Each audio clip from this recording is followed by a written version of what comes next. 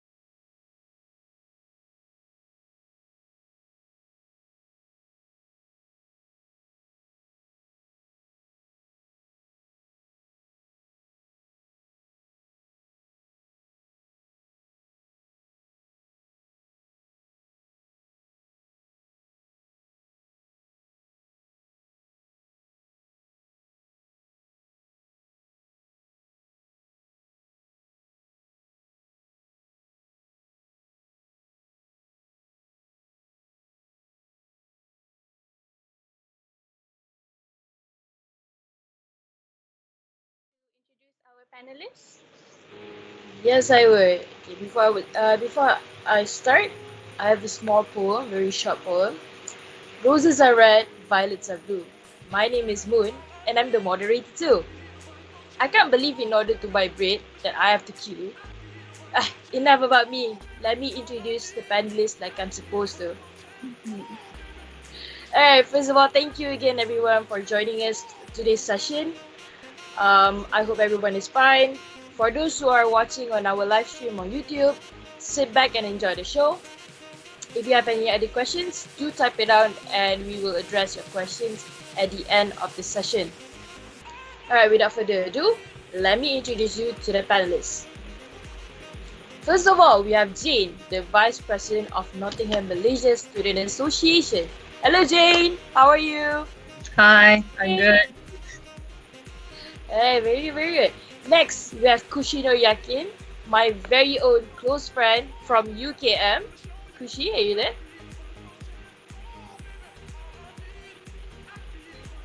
Kushi? Kushi? Okay. I think Alright. she's here, but yeah. Yeah, she's gonna be back. Alright, no worries. Next one, we have Sarah Wazia, the Deputy Vice President of Student Volunteers and UPM. Hello, Sarah. Are Hi, you there? Sarah. Hi. Yeah, I'm here. Hello. Next, we have Muhammad Asid, the Deputy Vice President of SRC from KUPTM. Yeah, I'm here. Thank you. Welcome. Glad that you are here. We also have the Head of Corporate Communication and Public Relations of Unitan, Sharmila. Hi, everyone. Hello. We also have Ilman, a Youth Parliament member from Unitan Campus Muazzam. Hello, Ilman. Hi. Hello, everyone. Hi. Hello. We have the President of Gerakan Pengguna Siswa Pahang from DRB Highcom University, Muaz. Oh, hi guys. Hi, Hello, Muaz. Hello, pleasure. We also have the Vice President of the Majlis Perundingan Pelajar Kebangsaan from Help University, Dalvinder Singh. Hi everyone, how are you guys doing? Hello, Dalvinder. Hi, Dalvinder. And last but not least, we have Aung Khan Pai, the International Student Affairs Executive of UTP Student Council. How are you? Hi guys. I hope everyone is fine. I really hope everyone is fine. Alhamdulillah. Sehat. Alhamdulillah. All right. So great to know everyone is being productive during RMO. So we prepared a very short video for you guys. So let's check it out, yeah?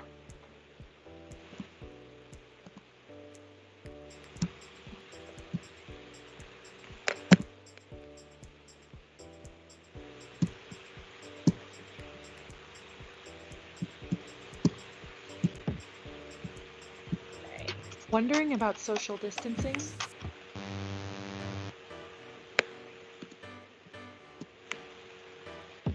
Wondering about social distancing? This video is for you. What does it really mean? It means avoiding crowds to limit the likelihood of catching or spreading a virus. In practice, it means postponing or canceling concerts, festivals, and international events, and closing schools. For an individual, maintaining enough distance between yourself and others, at least 1 meter, to reduce the risk of coming into contact with respiratory droplets people produce when they speak, cough, or sneeze. Why is it so important? Social distancing aims to reduce the number of infections and slow the spread of the epidemic. That helps buy time to develop a vaccine while preventing healthcare systems from being overwhelmed by a sudden crush of patients. Social distancing during the 1918 Spanish flu helped some cities, like St. Louis, slow down the pandemic.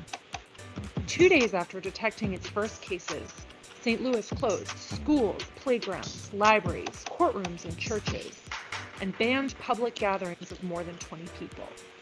Their success depended on how soon those measures were adopted. Pennsylvania, on the other hand, ignored warnings that influenza had spread among soldiers returning from Europe and allowed a major World War I parade to take place that attracted 20,000 people. 3 days later, every bed in Philadelphia's 31 hospitals was filled with sick and dying Spanish flu patients. By the end of the week, more than 4,500 were dead in an outbreak that would claim as many as 100 million lives worldwide. The extreme social distancing measures in St. Louis kept per capita flu-related deaths to less than half of those in Philadelphia. Social distancing is key to preventing community spread of a pathogen, along with basic practices: washing hands for at least 20 seconds, wearing a mask if you're coughing or sneezing, and avoiding touching your face. All right. Let me get that full screen. So, as we know, online is a bit of challenges. I hope you guys could watch the video, could hear the sound. Was it okay? It was okay. Yes. It's Alright. okay. You can Yeah, hear it's it. okay. It's okay.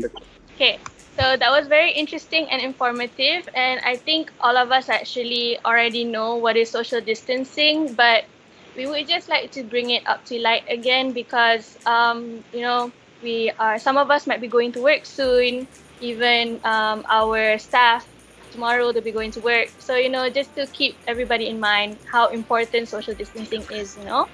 Okay, so firstly, I would like to ask this question for Ang.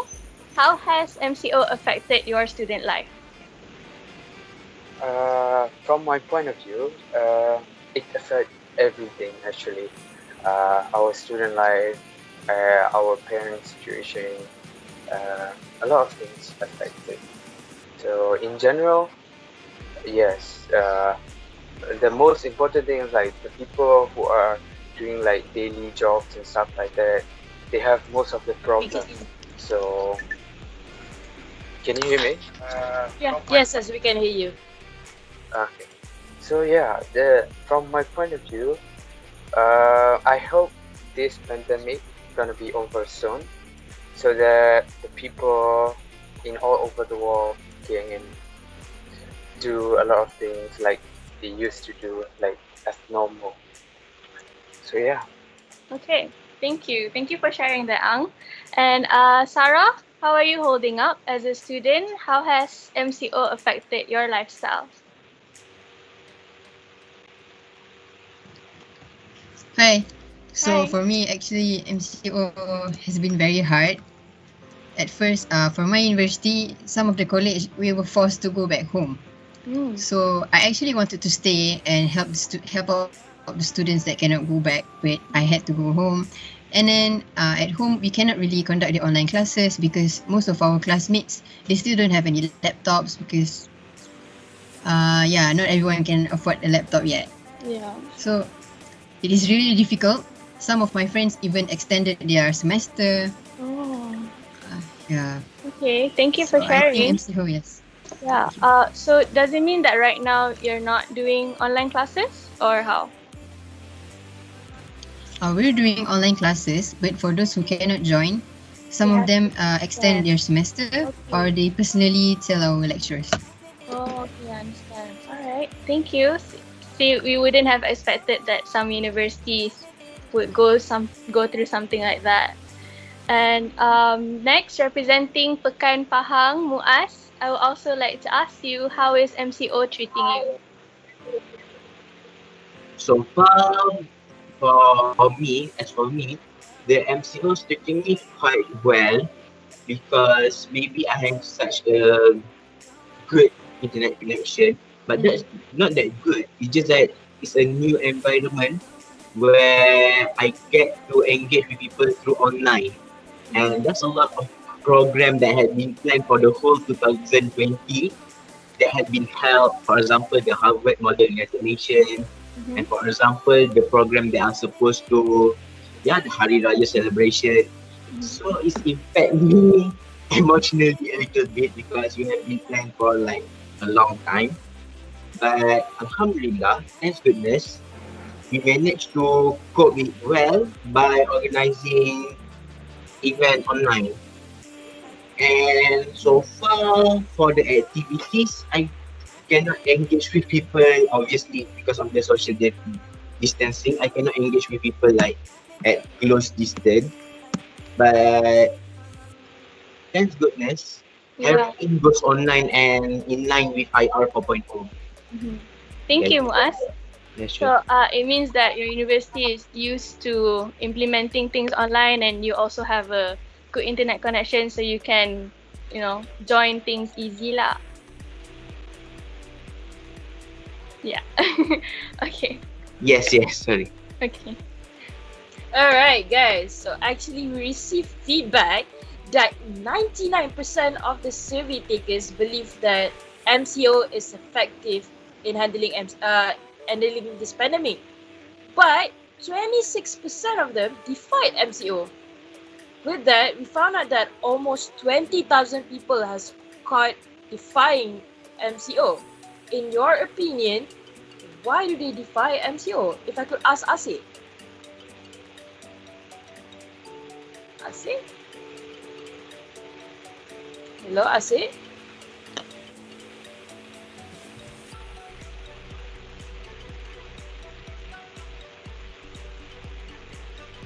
Maybe we could ask Davinder. Sorry. I know, no worries. Hello. Yeah, Asif, why do you think that this 19,000 people has caught defying it? Even our ministers and cabinet members defy MCO. Okay, for my point of view, before that, my name is Muhammad Abdullah. I'm from KUPTM. And then regarding my opinion based on why people or our society tend to defying the MCO is because sometimes each of people or especially students, we tend to have our own goal to have our life, because during the MCO, it is not only your social life will got affected, but then your career, your studies, or maybe some of the people might affected in terms of family members because they couldn't see their families. So for me, there is a lot of various reasons why people define the MCO, because people have their own goal and people have their own life. So MCO is actually makes some of the people demotivated to achieve what they want in their life. That is true. I guess they defy MCO just to motivate themselves to achieve their goals. What about you, Dalvinder? What do you think? Agree. I totally agree with the points you put. Even for myself, I feel like for me, I'm a person, I bet like all our student leaders here, so it's a person where we like to be active and we like to go down and do work, keep on, and like, hang up with activities and all until we don't even know the time pass. And now with MCO, we are stuck at home. I feel like I say like 24/7 is on my bed only. And doing activities. I mean handling activities through my laptop and online meetings, online classes, exams, and then all through the laptop. So this actually breaks down our daily life, the life things that we do, and it actually brings up to explore new more things to how actually we can spend time, maybe reading book or doing exercise by yourself or something like that. This is how actually we explore, I feel.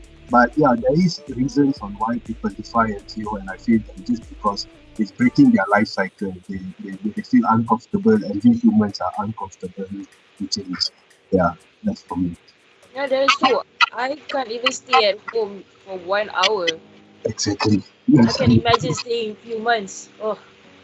Maybe Sarah, you can share your thoughts as well. Yeah. Okay. So, in my opinion, why people defy the MCO is basically because nobody is really ever prepared for this kind of pandemic.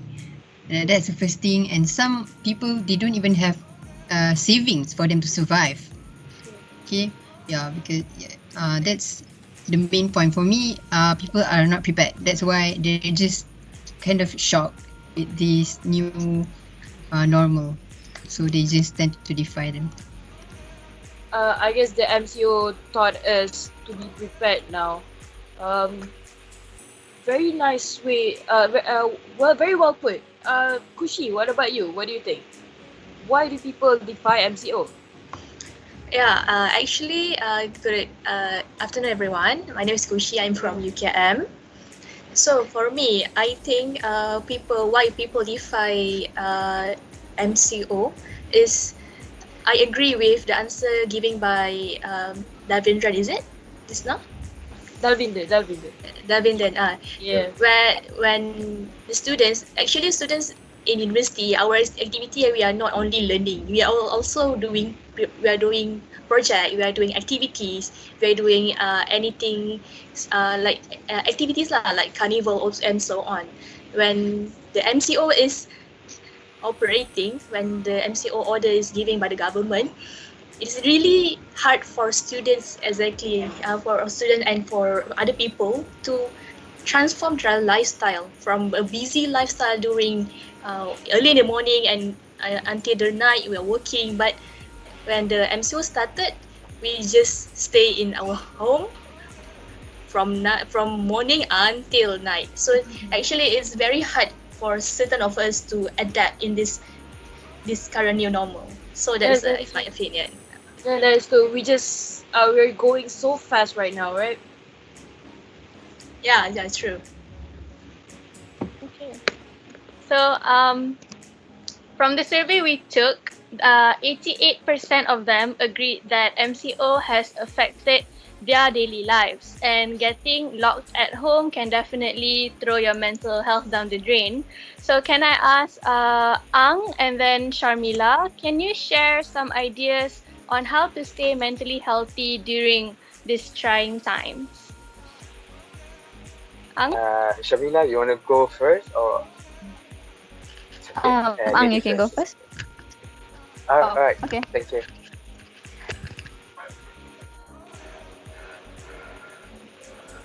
Please go first. It's okay. Okay, alright. So hi everyone. Hello. Again. So okay, so how can people, so generally, right, I think most of the students, especially those who go out, lepak at mama at 3 to 4, I don't know, people are always been out, especially students, right? So when they're all locked up in the house, actually for me this isn't you're not locked up, this is a new norm. So how you can make sure that your mental health is well taken care of, engage yourself spiritually. It's the Ramadan month, right? And moreover, you could always do something, drawing. Recently we conducted an art therapy in Uni 10 through an online session. Yeah, so maybe something like pray. I think those are the things that I do personally. Yeah. And this opportunity I take as a time to spend time with my family, because we students, especially those who are active, right, barely go back to home, right? Yes. I mean, you guys all would definitely agree with me. Yeah, and we don't get to talk to our parents, our siblings. So now is the time we actually are at home. So maybe might as well take the opportunity, right, to spend time with all of them. And I don't know how long this will last, but as far as it lasts, we can try to use it as much as possible. Yes, that's all true. from Thank me. you. Shamila? Ang? Hi, Pong again. Actually, during these days, right, it's very hard to stay in a lockdown. I mean, it's like it's a time to find some time for yourself, for your family, and then you can find some time to learn something new during these days. So I feel like it's a good time to learn something. And for us Muslim, we normally we should do, because this is a holy month and also for Ramadan, right? So we should read Quran, we should yeah, we should do Listen prayers. to motivational talks. These are, Yeah? yes, Mm-hmm. yes. These are the things that I recommend to do during this day, because like, stay inside the room for a few hours, a few days without going out. It's kind of Especially since you're in a no. hostel, right? Yeah. So like, Yes, since you're that's very yes, sorry. yeah. Since you're just Yes, in a okay. room, what do you usually do for yourself other than like listening to the things that you've said just now? Okay, so currently, I'm having my extended assignment, which is the replacement of final exams. So in UTB, we do have a EA, and today is my last EA actually. We have 24 hours to do the final exam. So even though I have an exam, I really want to share with you guys. So Okay. that's why I joined this conference. Thank you so much. Yeah. So currently, what I do is like I'm having a relaxed time, which is because I'm quite busy before the lockdown MCO. It's like every single day I have to go out, I have to do this, do that, studies every single day. Mm-hmm. So when I got the lockdown MCO period, I can stay in my room. I Have can a finally enjoy my time. Yes. And I think Yeah. all of us go through that also. Yes. Okay. Thank you, Shamila and Ang.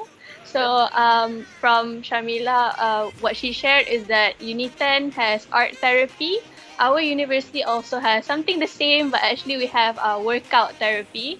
So our students join, and for me personally also, before lockdown I never worked out. I just like rarely, but then during lockdown, first time did a push up, first time I did planking, so that was fun. I tried new things. So Ilman, what about you? What are your ideas on how to stay mentally healthy during this MCO? Can you share?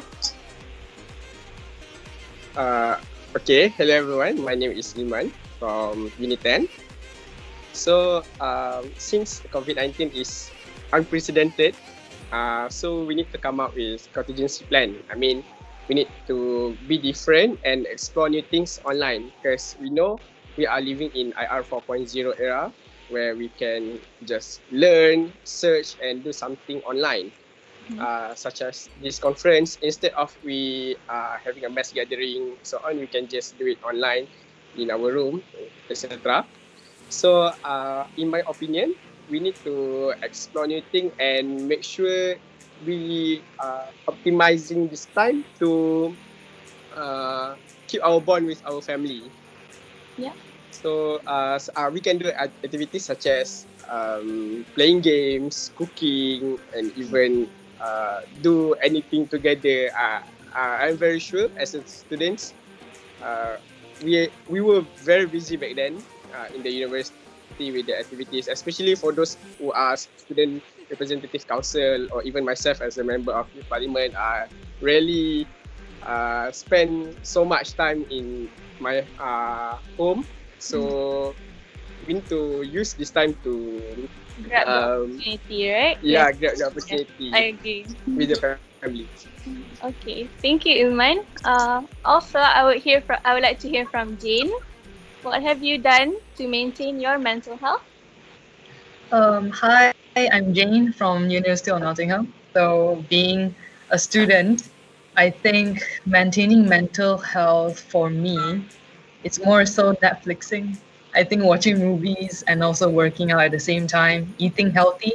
So even before MCO, I tried to eat healthy, and then, having a more, this well-balanced lifestyle. But and right now, I think there's more opportunity to slack because you're in your house for so long. So to combat the mental health issue, our university actually have similar things like virtual learning for home workouts, even art therapy. And then we have this society where they will do takeover series. They will talk about how they deal with their own mental health, how they go about with their day. So there's more to student interactions. And also from our management part, we actually have our own daily digest. So during the first day of COVID-19 lockdown, our management actually come up with an idea of having sent out internal circulated newsletters to inform everyone about the COVID-19 status and everything. And then since they think, I mean, it's quite cute from the management side because they think that students leaving off campus will be missing campus. Like you said, you guys spend so much time on campus, hanging around with friends and so on. Yeah. So what they did was they actually posted a lot of pictures of Your our campus? campus scenery. To remind everybody how it Yes. looks like. Oh, that's so Yes. cute. So we are actually famous for our lake, our ducks, you know, our cats. We even have our campus cats. Wow. So our Wow. our campus students actually know who are they. So there's this orange cat and then another cat that looks like a cow. So the cat has how to say this, Spots. prints, Spots. prints, black dots So all over the your- nose. Yeah. Your campus cats are very famous. Maybe you guys should start like an Instagram and everybody could like follow. I'll follow. Yeah, them. we tried to do Instagram profile for the cats, but then as it turns out, every students they will post pictures of the cats every now and then. Yeah. So we will try to repost it, you know, That's as frequently as possible. Yeah. So that's what our campus is doing. So, but then recently there's been instances where students got too much of how to say this, quarantine time. So like guys can see a lot of mental health issues going around, this and that. So there's been one severe case in our campus which is handled quite professionally. So what we are doing is that we actually provide 24/7 well-being support. So we actually provide a lot of helplines, hotlines, even activities to do when we are quarantined in our own room. So every day the management will actually, I mean, despite them not being like background having psychology, you know, counseling background, but they still try hard Try to reach make out to students, yes. yeah, to make students feel like, you know, you guys can really reduce your stress by Reach out. doing this and that. So they actually give recommendations every day. So for example, today, the email just sent out, they actually asked us to do a journal to jot down the top 10 things that we are grateful for today. That's So very helpful. those are the little things that we actually do. Yeah. Okay. Thank you. Thank you, Jane. Sorry, we'd like to move on. Okay. So Alright, so thank you, Jane. Alright, so based on the poll we just did on Instagram and also online, we found out that the students are not looking forward to join these online activities. Maybe we could discuss how to help the students so that they can accept that online learning is the new normal and so that they can ease the transitioning from traditional learning to online learning. Maybe Sharmila, can you share with us?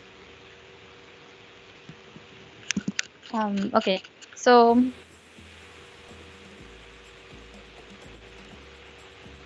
you see, first of all, right, uncontrollable because in my opinion, not everybody has the same internet connection at their home. However, this is the right time to take part and join. Like they say, right, in IR 4.0, this is the time to actually start following everyone and don't get left behind, because it is very, very, very important. If this is how it's going to be, then how are we going to adapt is the new question. So how are we going to join online activities? Like all the other universities, I think all of us are having a very, very good initiative done by our universities to do online events. So I think students should just try their best instead of trying to find why they can't join the online excuses of why they can't join online activities. So this is the time to learn and try to adapt with the norm, because we don't want to be left behind. Actually, that's all from me. Yeah, that is all. We do have to adapt right now. This is going to be the new normal. What about you, Asit? What has KUPTM done to help these students to join this online activities? Okay, for my college part, in terms of helping students to join online stuff, Basically, KUPTM, during the MCO started, we are actually holding the academic process for 1 month in order for make sure that students and also together with the lecturer have the get time to get ready what are the any possibilities that will be coming and that will be faced by us. So basically, during the gap of the 1 month, students representative council together with the HEP and also the academic management, we are planning we are planning what are the content or what are the syllabus that should be done first rather than execute all of the academic things at the same time because different courses facing different kind of syllabus, right? Especially for the creative learning, for the design, they need a lot of time to done the project regarding the design, animated, 3D animated, and so on. So for the courses that will need a lot of internet connection, we are currently moving all of the subject that easier to be done first, and then let the difficult subject to be done later on after everything is has been in what very stable. But Yeah, that's true. I guess planning is one of the ways that you have to take part in so that it's gonna ease the process. I heard that Help University were planning an online tournament for video games. Is it true, Davinder? But what are the other things that your university did? Okay, yeah. Hi there, yeah. I'm from the university that I've been here. So for us, we did a lot of like as what earlier Jane from Nottingham said that her university posted up pictures about their scenery, campus scenery. For our university, we did quiz. We were offered quiz based on faculties and all. So we had like internal circular promoting the quiz, and then we had cash prize as the gift or the winner of the quiz. Currently, we are having quiz number 6 already, so that each time I think if I'm not mistaken is 100 ringgit each quiz the winner gets. So it's about 600 ringgit the university spent for this quiz series to just keep the student interacted about the university. And also we had 42-kilometer run indoor run during this COVID-19. One of our dean of communication and arts faculty ran 700 rounds in his house to reach 42.2 kilometer total marathon, full marathon length. So this is the certain kinds of activity we have. We also have Netflix. You can join party where the university hosts a joint party for Netflix and chill. We have movie contents, movie competitions, and yeah, a lot of various type of competitions. Just keep the Yeah, students. that is so much fun. You know, you, It's just you get healthy. You get money for having fun. Yeah, Like, who exactly. doesn't want money while having fun, right? Yeah, exactly. Right. That's why I mean, just answer a few objectives. Just having fun, exactly. Yeah, exactly. Yeah. So that's what from Health University, what we are doing to engage the students, to not keep them bored and turn into depressed, or what, to actually make them more active and involved in the things that is offered online. That's very good. That's very good. What about DRB ICOM, Muaz? What are you guys planning to do? So far, what we have done in during KP is that we have a Mobile Legend competitions among the students. So at least they have like activities for them to engage with one another. So they are not lonely as they engage and communicate. That's the main purpose of the Mobile Legend competition. And then from the GPS ourselves, we initiate the poster competition among the members in the state. So they come up with the posters to stay at home poster. So that way we can see like a lot of people out there, they are really creative. They initiate quite a nice poster while at the same time they fully utilize their creativity. And I think I'm not sure about other university, but the I initiate one program which is a TikTok dance. It's a TikTok dance competition among the students. So they come up with a team and they dance. They come up with the song and everything. So it's really fun. And so far, this TikTok dance get most of the people attention in the TikTok, and they're really creative during this TikTok dance. So that's some of the move that had been initiated by the SRC themselves together with the university to help our students. You can see that we are getting more creative people during this MCO. And it's pretty good. It's very nice. Yeah. Okay, so Ang, as an international student, how does the MCO affected you? Hi, Ang again from UP. As an international student, I would like to say with one word, we are stuck. Also, we're stuck because in the university, right, we cannot go back because the airport are locked down. Yes. We cannot go back to my country, our country. So these are the things that we are facing. One of the issue lah. We cannot stay with our family. We can only do video call. It's very, very sad that from my university side, they're trying to comfort us, by treating us nicely, by giving us allowance for international students, not only international students, also for the local students who are staying in campus. They're providing food every single day. We have a food, what is it called? Food, they give you food, so many food. And also they give you allowance, so you can enjoy your MCO time in UTP.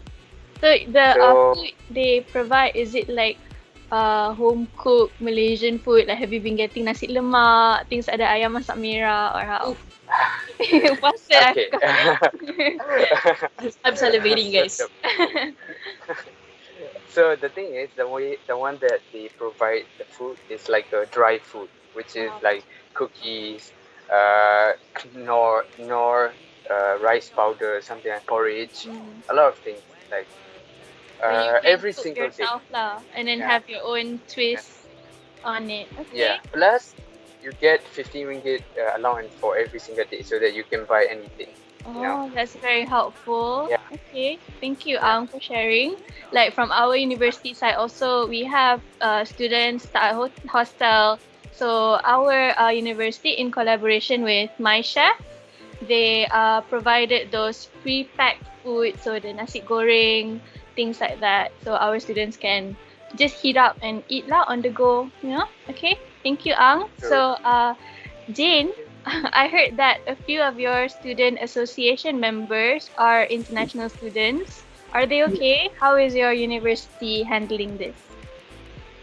From international students, like what Ang said, they are basically trapped in our campus. Yeah. So what they are doing is that they still have access to food and transportation to the nearby supermarket. So everything is fine. It's just that they are trapped, like what he said. Yeah, they feel a bit sick lah. Yes. Yeah. But so far, what I've seen people doing is that they will actually use Microsoft Teams, Skype, Zoom to have a hangout session with their families, friends. Even I personally do it as well. So we actually arrange a certain time where we will do the same thing. For example, we have a pizza party, movies. We even do scribbles together. That's so fun. Is it open to other universities also? Can I join? I mean, definitely it's something that we can plan. And I also know that for Sunway University, they actually have Microsoft Teams meeting open to public where people can come and go anytime they want, just so that they can have someone to talk to. So Yeah, so I think basically everyone, we are doing our part, not specifically from the student association or the management. Everyone actually are very active in, getting to know what other people are up to. I think being in the jungle in Semenye actually formed that kind of community. Like, I know what you're going through and things like that. It's not like you're in the middle of KL or something. Yeah. Yeah. So this is how they are dealing with it. Yes. Yeah. Thank you, Jane. Mm. So, what I understand is that Nottingham, they have pizza parties and Scrabble, and I think that we should also bring that back. Like before this, we would have pen pals. So now with new technology, we should have, open Skype sessions and things like that, Okay, so moving on. Alright, I am actually curious and also worried that this pandemic will affect our employment rate as fresh graduates. What do you think, Sarah? Should I be panicking now? Because I am panicking. Sarah? Okay, hi. Hello. So what do I think will be the effect of the pandemic on the employment rate of fresh graduates? In my opinion, okay, we should not be panicking because the whole world is affected with this pandemic. It's not just Malaysia. So, China, even in all the other countries closed, or they are all just doing online classes, even if the universities is going to extend the semester for the whole country, who knows? So basically, the employment rate for fresh graduates, I think it's gonna go down a bit because even the economic sectors in the whole world is affected. So we should not be panicking because it's not just us, it's everyone. Yeah. I do agree with that. Okay, I'm gonna And calm I'm sure down now. they are Not taking gonna good care of it. I'm not gonna panic anymore. Okay, guys, it's just the economy thing. It's gonna raise again. Okay, not worried. I'm not worried anymore. Alright. Jane, you are supposed to graduate this year, right? What do you think about this? Yeah, I'm supposed to graduate this year. Hopefully I can. But how I feel about this is that for me personally, I'm feeling good about it because I managed to secure my employment. But when I see my other friends, they are actually struggling really bad. So it kind of formed this anxiety around them. Like they are just constantly worrying about when the economy is going to open up.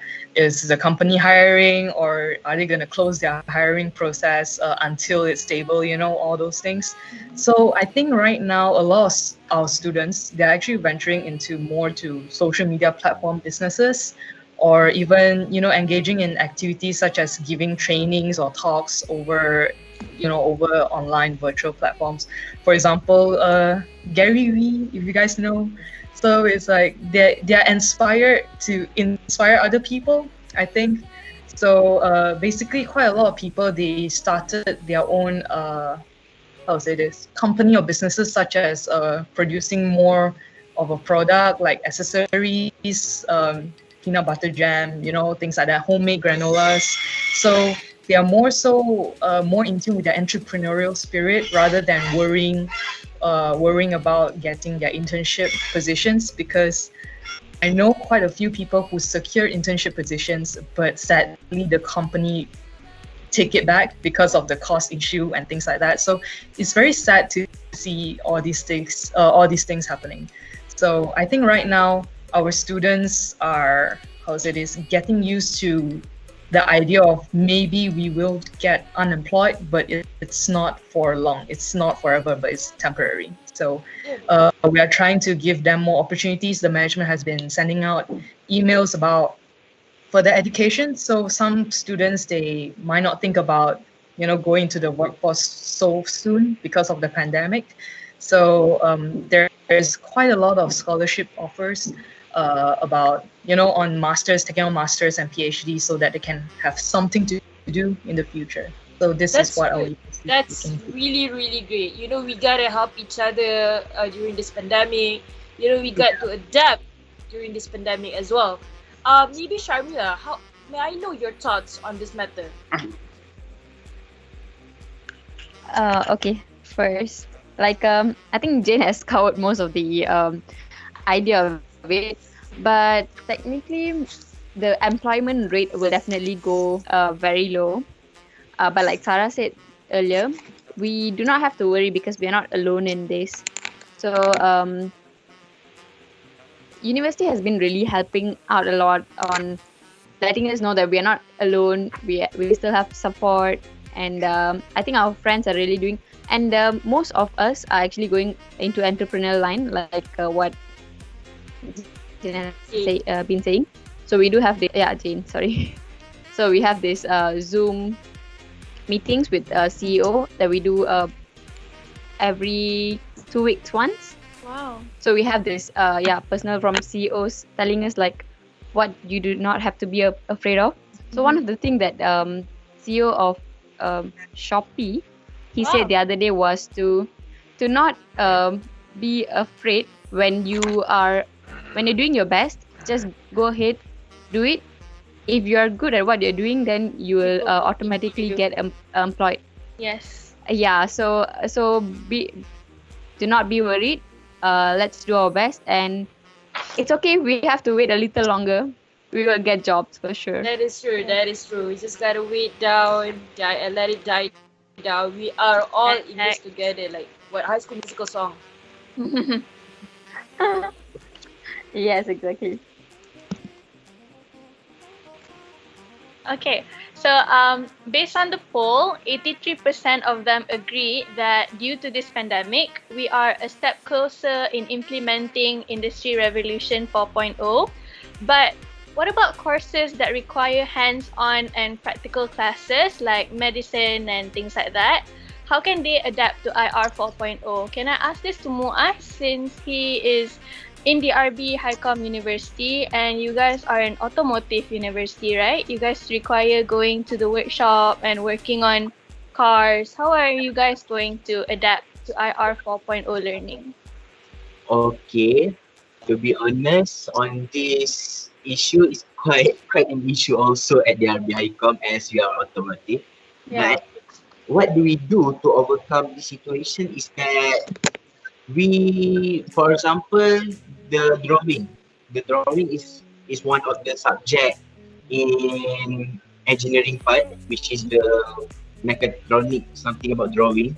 So what did they do is they bought the equipment themselves so that they can draw physically and scan their work or take a picture of their works and submit to the lecturer. As for the hands-on program or practical, they have changed the syllabus into for another time. Yeah, So, more online classes friendly lah. So it's not that online classes friendly, but thank goodness our lecturers being such a creative lecturers because they have the equipment in their house. So they shows the process of doing things by their own, and at the same time they are taking the resources from another lecturers, from another friend of them, which is the lecturers in another university on how they cope with the situation. Wow. I mean they take the what you call it, the resources about how to work with the component. The lecturer who is in the university, they create a video. They record themselves to give to another student. So that they could, like other students can watch and that's very good. Like thank you Muaz for sharing. I would also like to say that I think we all want to say thank you to our lecturers because they have done an amazing job during this online classes. Like some of them, I thought they wouldn't know how to use the platform, but actually they know how to use it better than me sometimes because we're using MS Teams and my lecturer knows how to blur his background and know how to like do this, do that. So I'm like, wow, they are really, they're more known on how to do this lah. Okay, so I would like to move on to Kishi. I would also like to ask, how is your university adapting to IR 4.0 learning? Okay, So in UKM, actually we are already start our online learning. We are using Microsoft Teams as our official platform for our online learning, and I found this online learning is actually very interesting. Although it's a bit stressed since all lecturers are fighting to give their assessment to us. So we are receiving an assignment at like a bulk at one time. Uh, but then I believe lecturers and we students also we are adapting very well, and I think it's very convenient for us, and we can access the video learning during another time, and we can replay the video because it is in recording. So it actually give us a better understanding when we did not understand much in our lecture. So that's happening in UKM. And if you guys know, I want to share actually if we in law students when we enter fourth year, we have our subject that we need to present ourselves in front of the lawyers, in front of the judges, and we need to wear a black and white suit, and we need to send evidence to them, submit that evidence to them, and this procedure cannot be done in virtually. It must be done. It must be done. Yes, face to face, one-to-one person with the judge, because it concerns advocacy skill of the students. But then when the MCO, when this pandemic come, we are actually, the lecturers and the students are actually adapting. We are trying to wear our black and white suit, and we prepare in front of our laptop, and we present the evidence to our lecturer. And it can be done. There's nothing impossible for us. So that's it from us. Yeah, it's true, QC. Right now, it shows that MCO shows everybody that nothing is impossible. Everything can actually be done. Yeah, and inside every crisis, there is always an opportunity. That is true. Very well put. Yeah, exactly. Okay. So, Dalvinda also like to ask, HELP has a hospitality course, right? So, what can they do for this IR 4.0? For her university, okay, we have already started actually online learning since the second week of MCO actually. And currently we are just at the end of our exam period, final examination. So in terms of the lecturers' abilities to use the teams and all, I totally agree on that. I even impressed a few of my own lecturers who, during face-to-face lectures, they criticize about these laptops and all, how we being very techy and all. But when it comes to online classes, wow, they are on point. They know how to do the background and all. So we get to see this kind of abilities, and some lecturers like they share screen, and then after that they record also. So you get to, if you are doing revising time, you forgot something, you can actually review that. Compared to face-to-face, unless the lecturer allows you to record during face-to-face class. So these things never happen, and it actually gives you a lot of benefit also. But in the finals, like for health university, a lot of students, there's a lot of different types of examination. There's some where the lecturer gives you the paper early and you can take a week to answer, but the questions are quite difficult. You must do thorough research and all. There's times where exams are given 1 day to answer. There's times where exams are given a few hours and you must submit that.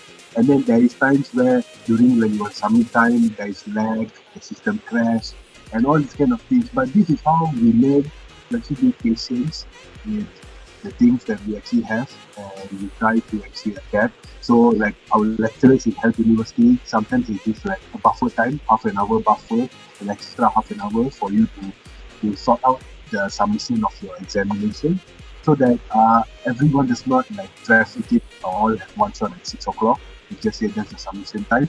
They give you about 6:30. So it allows to a smooth transition now. So we learn and improve as we go.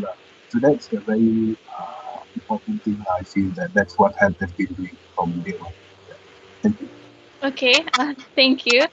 So, I agree because like with recorded sessions, I feel like students can come back and rewatch, and then even when they're doing assignments, they can listen back compared to face to face. You're Yeah, in front of the lecture. If you don't pay attention, gone. Everything you don't know. So yes, I exactly. agree. All That's true. right.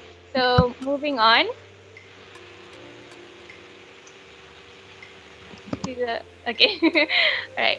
So everyone wants to go home and feel safe with their family, and the Malaysian government has decided to allow stranded students to return home if and only if it's in a green zone to a green zone. So I would like to ask Kishi, how is your students feeling about this? Yeah, actually, when we go back to our when was this lockdown being done by our country, it's very sudden, and the students and in our college we are rushing going back, and we are actually lost where we should go right now. And some of us and some of my friends, including myself, we went back to our home, and we forgot to bring back our books.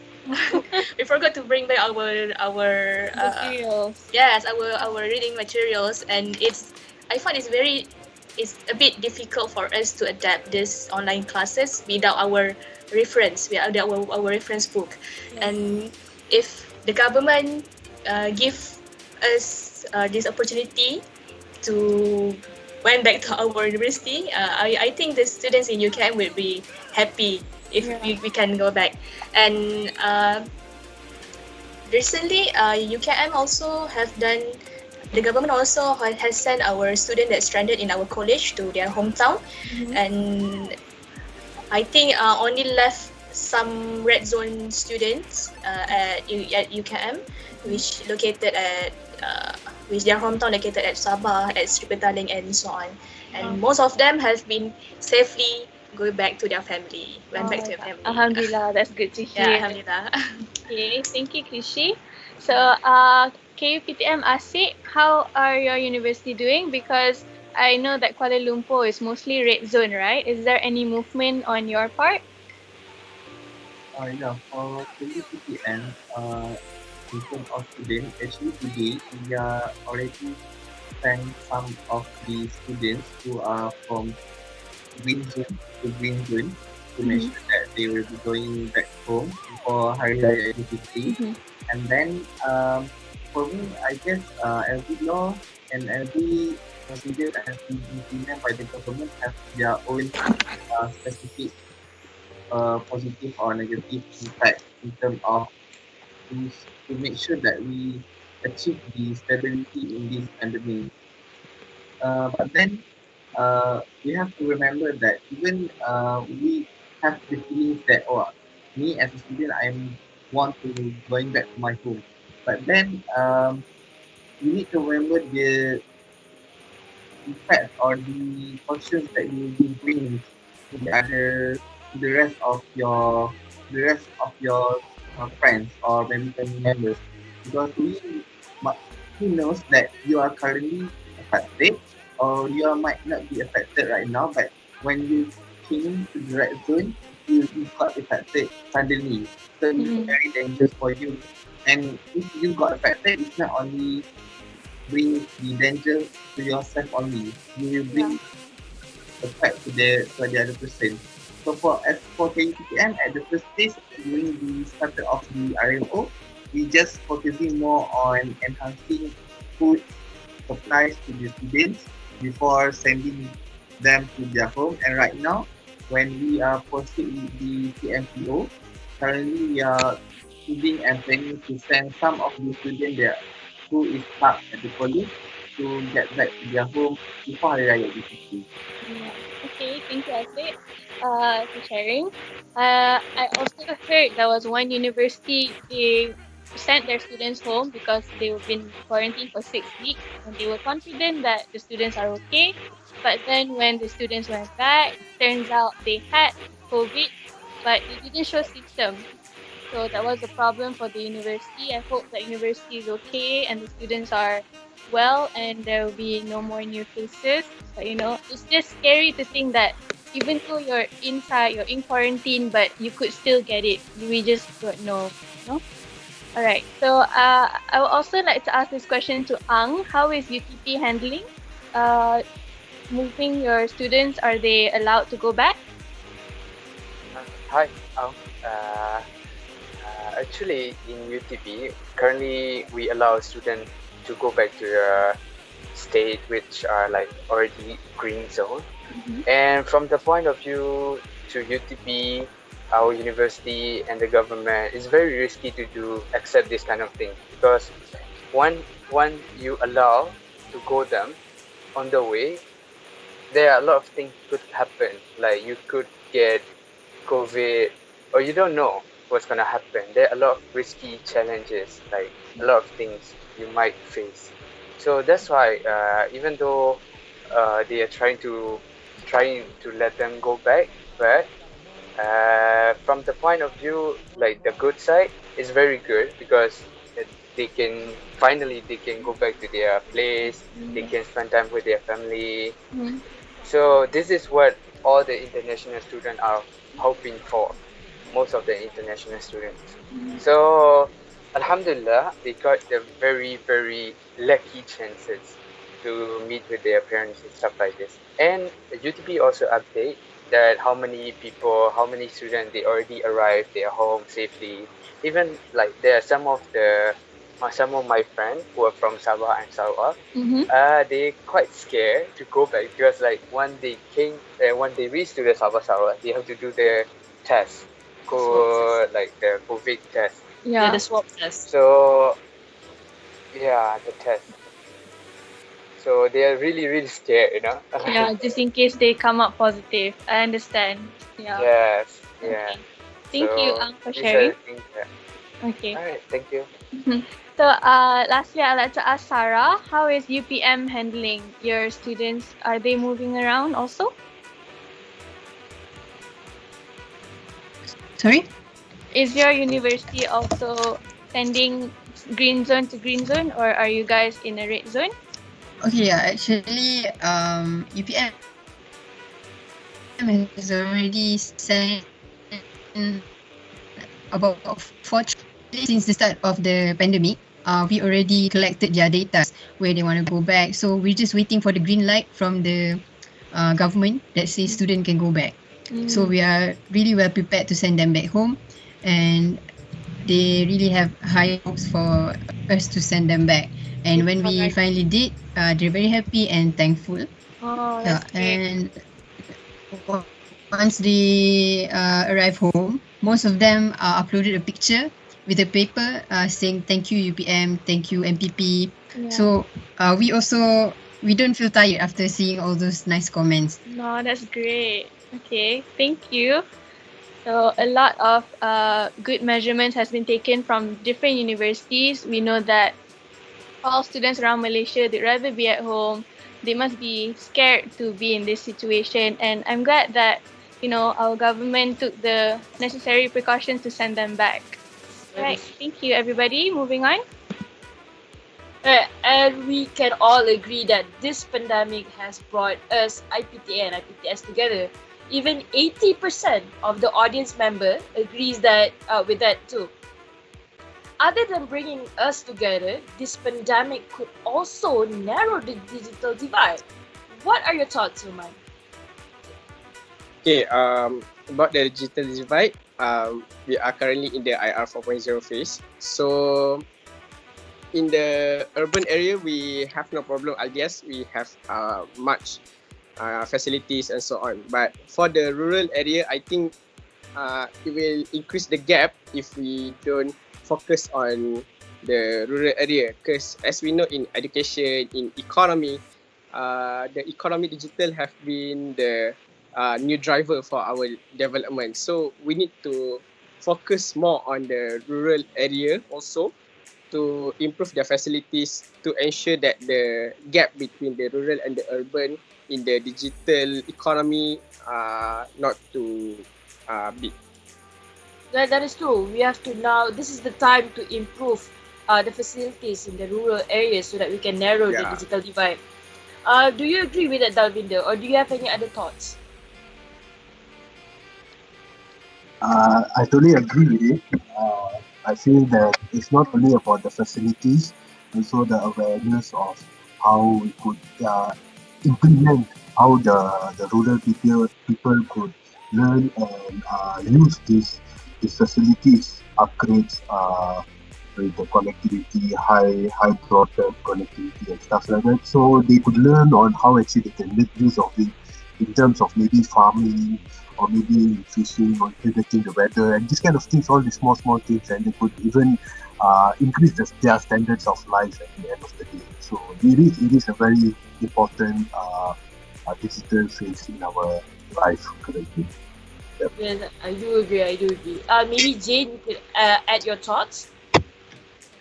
I think digital divide in terms of generation definitely are narrower. So, for example, my parents are trying to know how to do online payments via applications, even students using online banking applications as well. So that's one thing. And another thing is, Microsoft Teams. So this definitely has upped the lecturer's game in terms of, delivering lectures in a more dynamic way. But then there is to a certain extent that it's effective, and to another hand, it might be ineffective because people would just open their windows and just let it there, leave it there hanging. So I think definitely recommendation from the previous two speakers talking about improving infrastructure from other areas, rural areas, should definitely be looked into. I believe that the government has been looking into that for several years now, and even as well. So I think this is definitely the time where all of those work has come into effect. Everyone is good at their homes. They know how to get information, things like that. So generational definitely are narrower. The digital divide generation-wise is narrowing, because my mom previously has been telling me to teach her how to use the laptop and everything else, but ended up she knows how to do it without my help because I've been busy, and I do agree with you. Maybe Ase, you wanted to add anything else? I guess I agree the points have been clarified and emphasized by the rest of these members in the forum. But for me, I think this is the right time for everyone to adapting the digital lifestyle of learning and also teaching, because in the end of the day, when we are hitting or currently we are in the industrial revolution 4.0, saying just like Imani said just now, it is very important for people to adapt it from the first place, because we are not going to be left behind with the other countries, because there are some of the countries that they are just doing fine in terms of teaching and also learning to be digitally divide. So basically, this MCO tend to make Malaysian and also together with the people to be ready and also adapting with the new normal in terms of teaching and learning process through internet and also devices.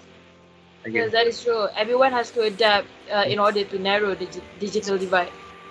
Maybe Kushi, do you want to add anything else? Actually, all the members of the forum already wrap up what digital divide give to our community, and I agree with their opinion on that. All right. So with that, we would like to open the floor for questions from the audience. Anyone who wishes to ask a question, you can state your name, the panelist you would like to ask to, and your question. So ask now or forever hold your peace. Okay. Right. We have 9 questions from the audience so far ever since we started. These questions are open to any panelist. If you'd like to answer, you can just say, your name, and then I would like to answer. Right. Okay. So first question. Why online class have a lot of assignments to do? Who would like to answer that? Okay, can I answer that? Yeah, sure. Alright, so why online classes has a lot of assignments to do. Sadly, yeah, I feel that because it's very a sudden thing. That's what I mean. The MCO is a very sudden thing, so the adaptation towards a new kind of assignment or what is very minimal lah. And so that's why if these things happen in future again, maybe then you could see a different kind of assessment, for those who are sitting at home. Maybe a more VR kind of assessment and stuff like that. We might not know with more better digitalization, IR 4.0. So yeah, we can see better grading systems and stuff like that from home. Yeah, but currently because of it's very sudden, that's why I feel that we are all packed in assignments, even myself. Yeah, that's why I feel. That's from me. Yeah, thank you. Okay. Thank you, Dalvinder. So, audience, I hope you can hear that, but I would just repeat. In Dalvinder's opinion, assignments is a lot because this lockdown was very sudden, and I agree. So, our... Maybe I can add something. Sorry? Sure? Yeah? Okay. If you were to ask me why they give us a lot of assignment, one of the things that they have been considered is about the MQA regulation. Is that they cannot lower the standard of our education. Imagine if all of the information we can access online and they're not giving us like a lot of words or a lot of assessment, how can they identify our critical thinking? I think that's one of the reasons why they give us final assessment, not as the final exam, as to avoid people copy paste from the internet and so. Hoping it will help.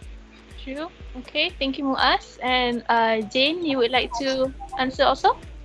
Yeah, so to follow on the previous speaker, so you mentioned about copy and pasting. So for Nottingham, we adopted the online assessment, but then we are given 5 working days to complete our final exams.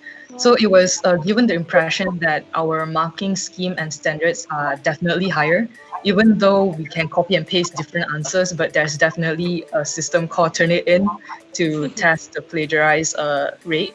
Yeah. So I think this is one of the ways university can actually improve or upgrade their assessment rather than having students memorizing citations or references. They can actually achieve more by doing a 5-day assessment. For example, they can actually deliver more ideas instead of just elaborating on their answers. So this actually provides more critical thinking, in my opinion, if we are using it correctly. So I think this is not a bad initial step for universities to adopt kind of American system where they submit assignments to determine the assessment. Yes. Thank you, Jane. That's very, very good. Okay. So, all right, we have another question from an audience from our live stream. He asks, is CMCO a good decision made by the government? Anyone wants to answer this? Yeah, I would like to answer. Yeah. Is that Asim? You go first. Hello? Yeah. Go for it. Okay.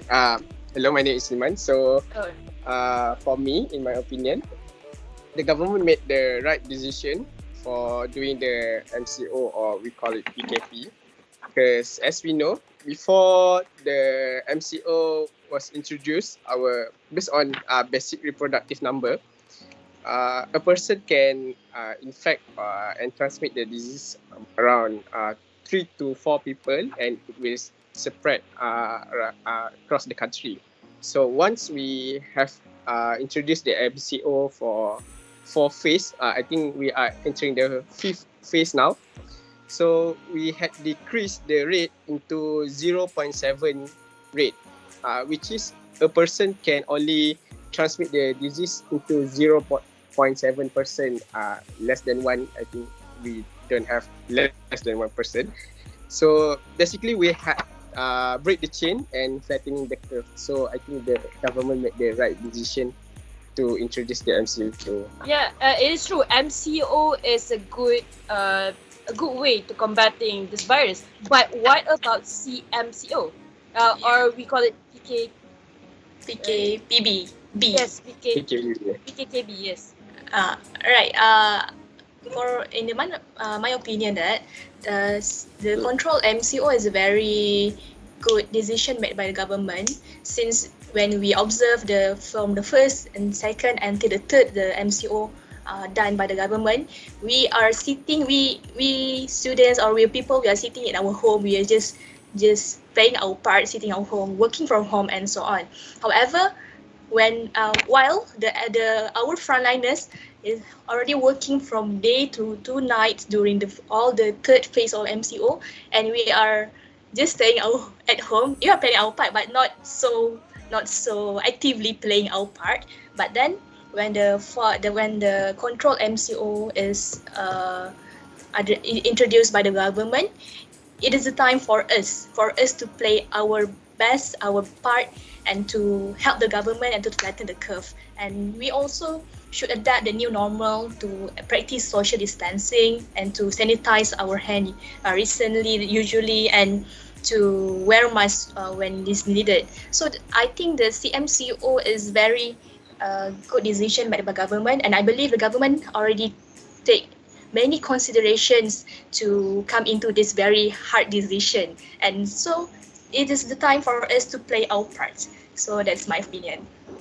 Yes, I guess that is true. PB or CMCO is the time where we play our part. Hello. Yeah. May I add an example for this? Is MCO is a good choice, something like this? Yeah, the CMCO. Yes. You go. Yes. Yeah, sure. Oh, sure. My name is Ang from UTP. For the question that mentioned, I would like to give like 2 examples.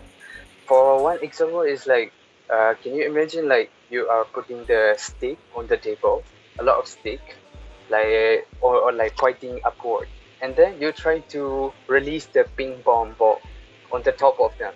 So if you release it, there are high chances of getting hit by the ping pong ball.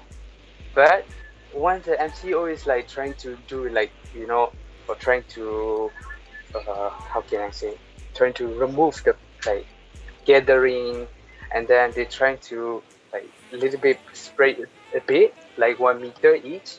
Even though you throw the ping pong ball, it's very less chance to hit by a ping pong ball. This is what you can imagine. That's why I would say MCO is a very good decision that made by the government. And even from according to my country, which is Myanmar, once they heard that like 2 or 3 people already infected, they try to lock down everything. They block the road, they block every airport. So because of that, we only have 165 cases so far. So I would say that it's very good decision. But on the other hand, there are certain challenges for some people that there are some people that need to work in order to survive every single day. For them, it's very hard, yes, but government need to take the risk. That's the first example. So I hope that you can understand from this one. So yeah. Very well put out. Thank you very much.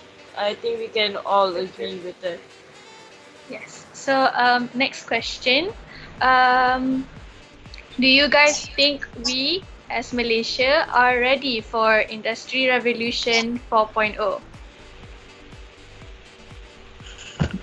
Anybody like to answer? Can I answer that? Yeah, sure. Yeah, you go. Hey guys. So actually we already in IR 4.0, and we're already progressing by implementing teaching and learning through Teams and all these other platforms. So are we ready? Actually, we are already, yes, definitely ready. It's from me. Would you care to elaborate like what shows that we are ready? Okay, what shows we are ready?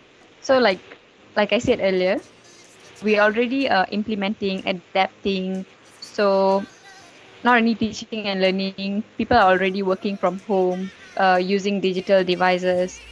And then although some jobs still need hands-on, but those jobs that can be done through digital devices, we're already practicing and implementing. So I think that clearly shows that we are ready. But of course, there are more changes and things that need to be done, like the digital gap earlier in rural areas. So probably increase of infrastructure and etc. Okay, thank you, Sharmila, for that point of view. Anybody else would like to give their opinion? I mean, to add on, I think Malaysia is actually very well equipped because several students overseas. So, for example, in Nottingham, when we start our academic year, definitely there will be some international students not managed to meet the deadline to be in for the first class physically. So we actually have video lectures or even recordings that they can access, and we can even take our attendance online. Our materials are all online. We even have ebooks and everything. So I think that actually, represents that we are actually capable of going in, and we are already in it as well. I think it's not so prominent in different states or different areas as mentioned, but definitely starting from, for example, Johor, Ipoh, or even Kuala Lumpur, Selangor, we are actually doing it already. So, yeah. Hi, I am Moaz. I have my opinion also on the matters about Go for it. the question of are we ready or not. If you are talking about are we ready or not, we really need to look at the different perspective about our culture, approach, our geography, and of course the economics and social also need to be taken into measure. If you were to ask my opinion, I do believe at the state of Selangor, KL, Perak, Johor Bahru, Pulau Pinang, maybe this state are ready for it. But from the perspective of view of the people who live in the suburban area or maybe in the village, it's going to be hard because it's again their culture and changes need time. For example, on this matter, the elementary student and the student from the age of Form 1 till Form 5, they really are having a hard time because they are not used to it. So, of course, changes takes time, but now it's not the time yet. Maybe for another 2 years, we might be ready for it. Okay, that's my opinion. Thank you, Muaz. That's very good because, like, I agree with what you said. Also, even my nephew right now, he's 2 and his nursery is doing online classes. But yeah, they're not used to it, but it needs to be done lah for the safety of everybody, right? Okay. Moving on. All right, moving on. As you all know, the government is slowly lifting MCO. Now it's MCO. Sorry. Yeah. What if during Hari Raya the numbers spike like our neighbour Singapore? What can we do?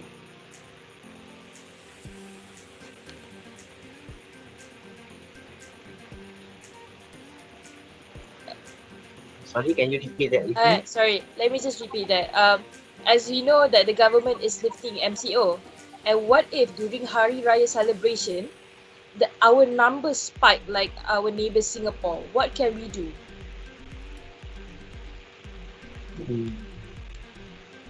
I'll open the room for another representative.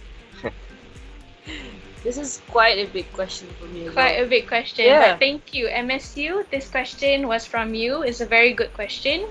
So we try to see what our panels are going to say. Hello. I think definitely staying home is the way to go. Like what you said, Raya, online, definitely. Yes. I know some of my Muslim friends, they're actually doing they actually berbuka puasa online every day. They actually meet each other every day and even pray together online. So that's one thing that we can actually practice from now if the MCO still goes on when the first day of Raya still, it's not allowed to celebrate, no kenduri or whatever.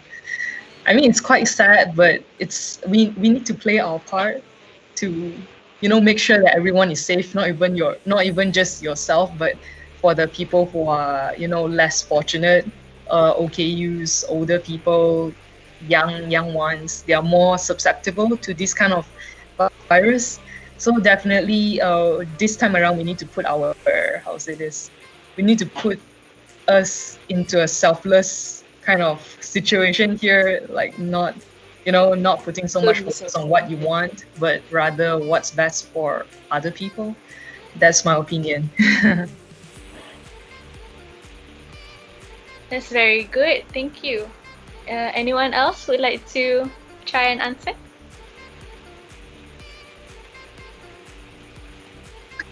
I think I Darwin here. We just add on, agreed on the speaker before me. I mean, like, we will look, if the numbers spike, I think we will look to have a MCO again, where maybe they enforce that you guys really need to stick at home for another 1 month or plus. But yeah, so that's gonna, I mean, it is something sad if it happens, but yeah, it's we have to find the cause of why it happened, and then we'll maybe not let it happen again the next time. So it could be on how the CMCO actually works out would actually define during Raya how would we spend our life actually, if we really think it in. I think that's what they are for. All right, thank you.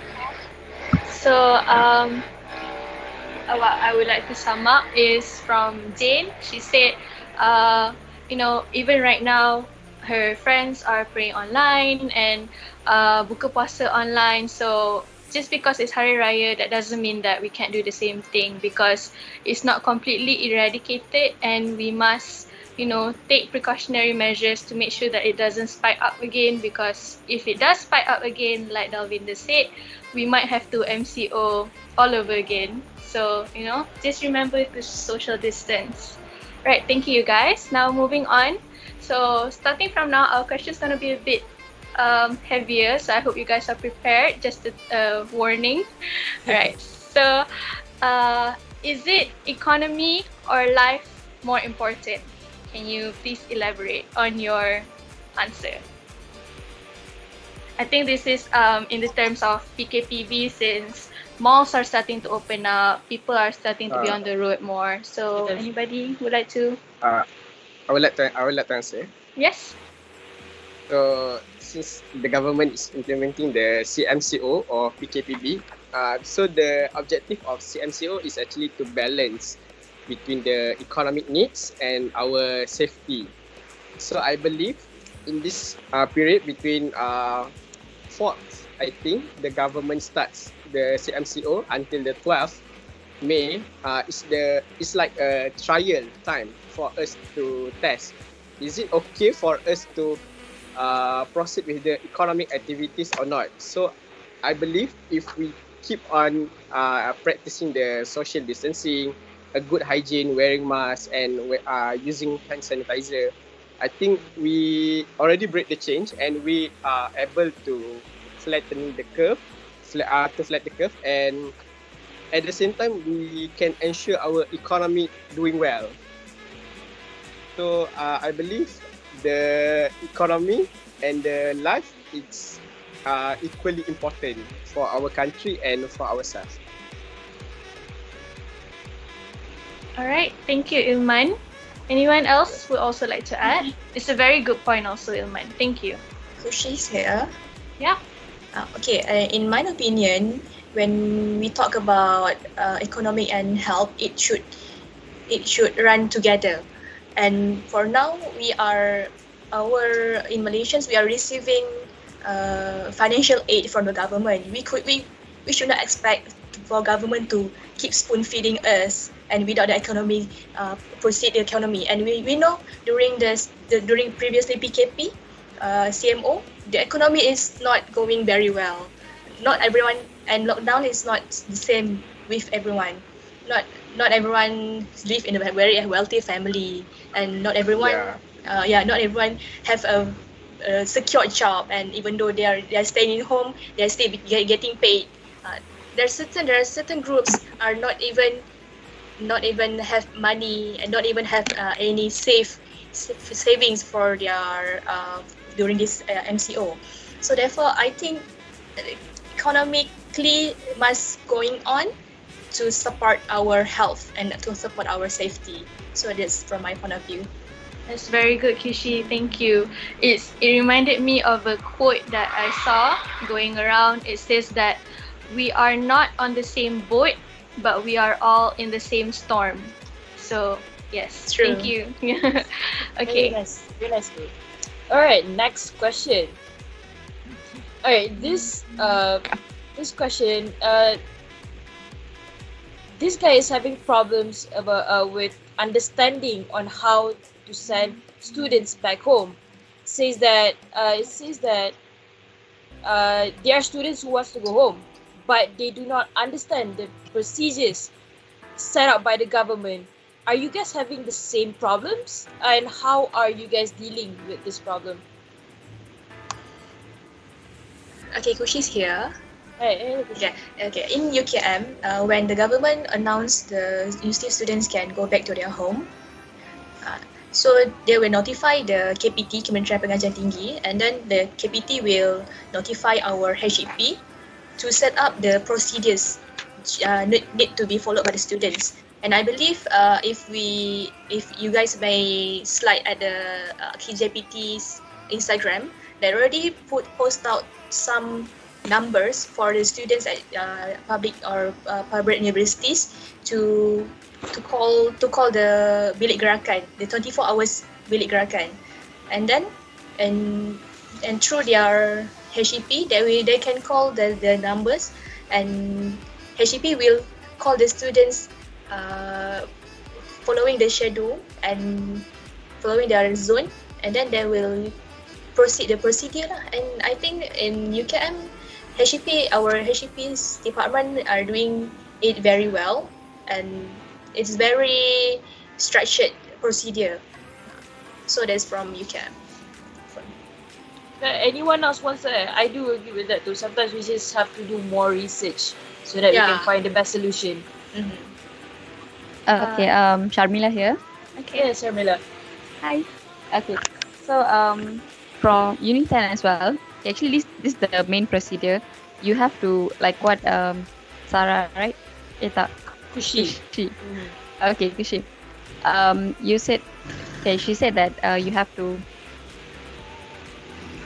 check out their Instagram and all. So there's actually an email. Email that the students can fill up their informations and send in to the KPT and also to the HEP itself. So to whoever that asked this question, if you need further assistance, feel free to email any one of us to discuss further on this. Yeah, That's and I want to add some more. And when the government's already give green light for students to going back to their home, we at universities we are just circulate a form so the students at standard at universities can fill in and the data will be collected. So they will proceed the next procedure lah. So that's it. So I'm Muaz. I want to tell you something. Like for the RP Highcom University, what they did was they collect all of the data and all of the feedback from the student, and we do this survey. It's called the mental health survey for the student as well. And there's a segmentation in the survey which is to ask the student of any inquiry or any question about the MCO or the CMCO. So with that, they can like directly contact with us and with the management about what procedure that they need to follow, as we printed also all the information that they need to know according to the state, and we make the timetable for it. That's from the RP. Thank you, you guys. That's very good, interesting points. So now we're going to ask the last and final questions. I'm so sorry to the other questions. They're very good, but we need to conclude it. So number 10 is, I have another question about 5G. I have read the article that 5G is not good for human health. How true that article is? So who would like to? maybe someone from medicine or something like that. Is 5G not good for your health? Is the article true?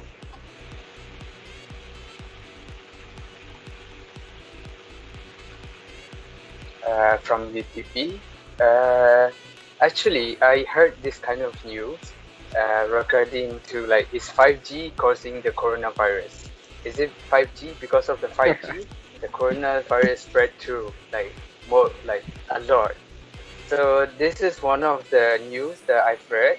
It's from, if I'm not mistaken, it's from America or Canada or something like that. I'm not sure, but I will check again. But they said one of them, I think a group of people, they believe that 5G caused the coronavirus. Okay, here is a theory. They said 5G is way more stronger than 4G, which is 10 times stronger than 4G. So they said because of that radiation, because of that ray, can cause our human body, the the immune system, which can cause our immune system lacking, like reduce our immune system, so that when the coronavirus hit and then 5G is implementing, it can cause coronavirus like more, spreading more. So this is what they believe. But studies show that the immune system, the 5G, the radiation, is not harmful, and is they said it's like, is, how can I say, the radiation that emitted from the 5G is not harmful to the human body at all, even though it's very stronger, it's very kind of strong. Yeah. So this is what studies show, that if you want to know more about this article, I don't mind sharing this. You can email to me. I can show to you the link and then the correct one that you should watch. So yes, that's from my point of view. Thank you. Yes, thank you, Ang. Same, like I saw on Trevor Noah, if anybody knows, he also addressed this 5G thing, and he said that it's not going to happen lah. It's not affected by 5G. So sure. Yeah. Moving on. Alright, with that, I would like to conclude the Q&A session. I apologize again for those who are giving your question to us. We will try to answer your question offline, but before that, I would like to thank you everyone. I feel that we can safe to say that this pandemic has changed the way we know it to be, and this conversion to digital learning is now key, but with significant challenges.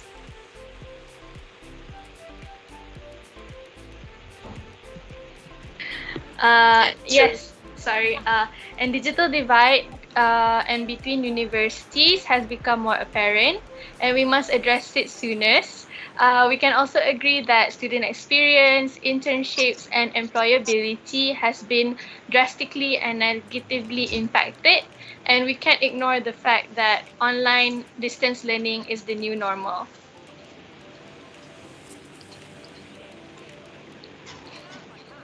With that, I would like to introduce everyone to our president, Tana Sukern. Tana. Hey guys, do you hear me? Yes, Tana. Yes. Yeah, hey guys, how are you? I hope everyone is fine today. Yeah, I'm good. Hello, Tana. And you play? Yeah, we are all good. Nice. Good. Okay guys, I'm Tana Siguran Bhaskar, can call me Tana. I'm the president of Student Council in Malaysian University of Science and Technology. First of all, guys, thank you so much for joining with us. I'm very happy that this online forum was very good. I also definitely thanks to Aina and Vikram. They did a wonderful job on moderating this online forum. Thank you so much, guys. You are the best. Okay, with that in mind, we would like to invite everyone who's here to join the new body that we created under the umbrella of MUSC with the name of Virtual Learning Ambassador. Guys, seriously, this was the best idea that was created by our student council to keep all of us to stay connected. Apart of staying connected, we are also going to discuss the problem the student is facing in the online class and give them a better solution to solve it. Other than that, we are also going to discuss and gather points to make online class more better and accessibility to all students. So guys, are you interested to join? Guys? Yeah. Yes, yes. Sounds good. Yeah. Very interesting. Looking forward. Nice. Nice. I'm looking forward. Like, Yes, yes, there's interested. the email there. I could notice the email there. Is that the email? Yep, you can see this is our ST's email. You can Perfect. email anyone. We are really looking forward for your email, and I'm so excited which new uni is going to join us in a soon for our future forum. Thank you so much, guys, for participating in this online forum. And I was here since the beginning of this forum, and I'm very happy to see your leadership skills and your answers. Thank you so much, guys, for participating in this online forum. Thank you so much. I'm so happy with your guys' performance. Thank you, guys. A big heads up for you, seriously. Welcome. Thank you, so Tana. much. Thank you. Thank you thank so you. much. Thank you so much, Thank you guys. for providing We are the really platform. looking forward for the email, and I'm sure for the next upcoming online forum, I want you to guys join and more new universities to be joined again. Thank you, guys. Alright, now I would like to invite our advisor, Mikey. Would you like to say anything? Do you have anything else to add? Thank you, Moon. Hi guys, Mikey here, or Mikhail, you can call me either or, alright? So firstly, I just love to thank everyone who was present here on the online forum. As student leaders, it's a big responsibility on your shoulders to keep an eye out for the welfare of the students, but also, hold up the standards of the universities that you are in. And I believe in these challenging times, you guys have answered amazingly. Really juicy and very insightful responses from all of you, and I really thank you. And it's just an amazing thing to see that without face-to-face classes, even if we're online, we are able to connect with each other, and we all relate to each other, especially in these trying times. Of course, to all our viewers on YouTube, we really thank you for being present there as well. Great suggestions. You guys can check it out. You guys can rewind the YouTube video, and you guys will be able to see the suggestions from the public. And I think at this point in time, I'd like to congratulate you as well. You're adapting so well as students, but as well, for those of you who are about to graduate, I would suggest that don't worry too much, because there are companies that are actually more open now to instant employment, because the economy, just as most of you said, needs to run in order for us to survive, and it's not about the survival of the fittest anymore, but I believe it's also about the survival of the smartest, and the government is doing such a great job in handling the whole situation, the economic situation, the financial situation here in Malaysia. And rest assured, it's because of you guys, student leaders, all right, that the future generations to come will learn from us, will learn from this generation that had to face the COVID-19 fight together, not just as individual students or as a student body, but as Malaysians, and of course, to acknowledge our international student present and all those watching as well. You are not forgotten. We are here with you, all right?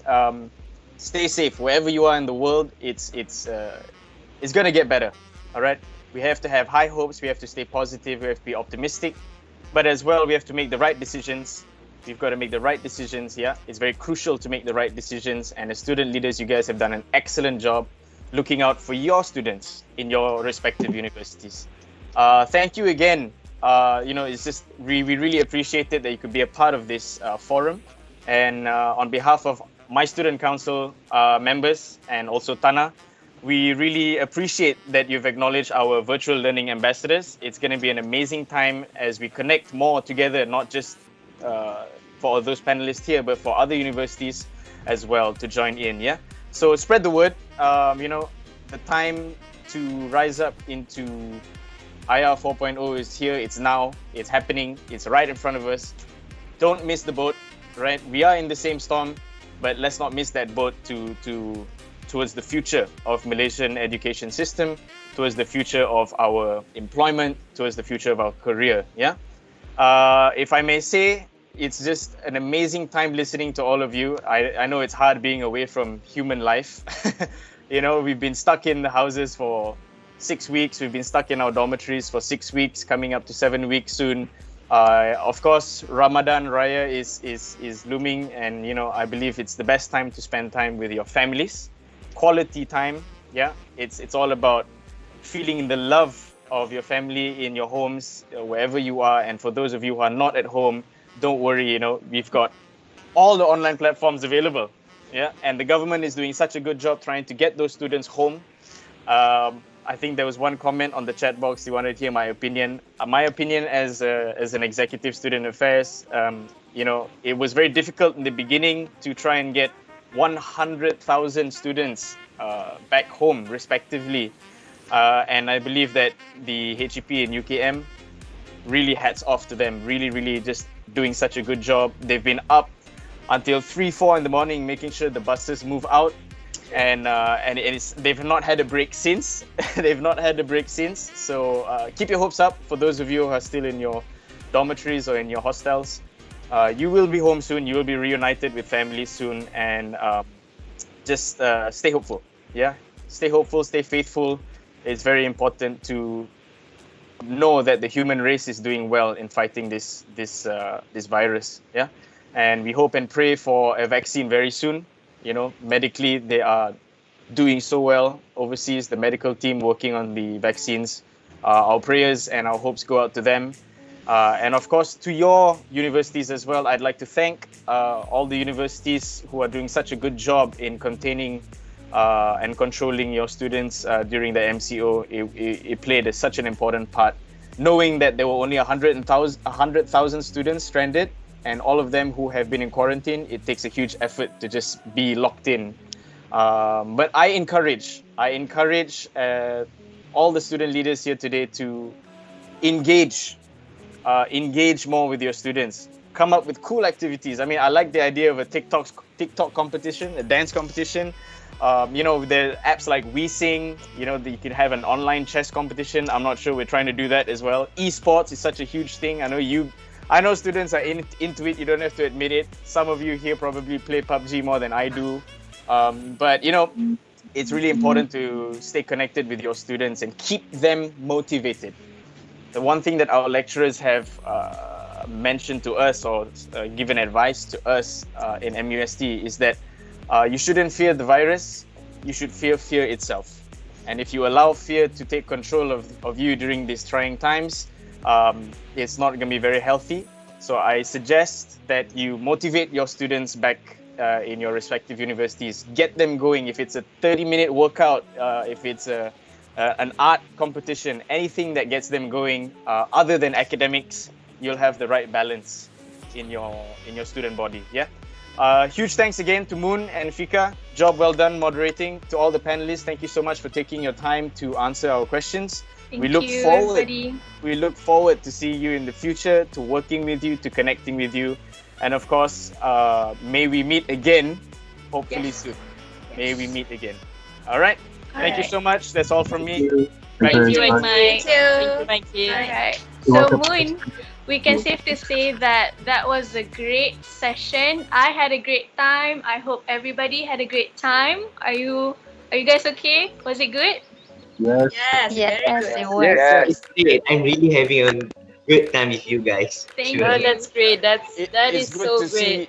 It's good to see human faces again. Yeah. I'm being productive today. We are being productive today. Again, I would like to thank everyone again, every single panelist. Thank you so much for being here today. For those who are watching on Teams and those who are watching on YouTube, thank you so much for joining us. This has been a very great session. We really look forward from hearing it from everyone. In the meantime, I hope everyone to stay safe, stay connected, stay clean wherever you are, and really hope to see you guys soon after this for a Mama session maybe. Yeah. Inshallah. I Maybe miss Roti next Canai. week, yes. I really miss Roti Canai, guys. Sure. all the best to those who are going to face exams as well. It's going to be a new way of doing it. It's all about being positive and trying to learn as much as you can. And yeah, all the best, guys. Okay, good luck. Good luck. Good luck. Thank you. Thank you very much. We apologize again on our part for the early bumps.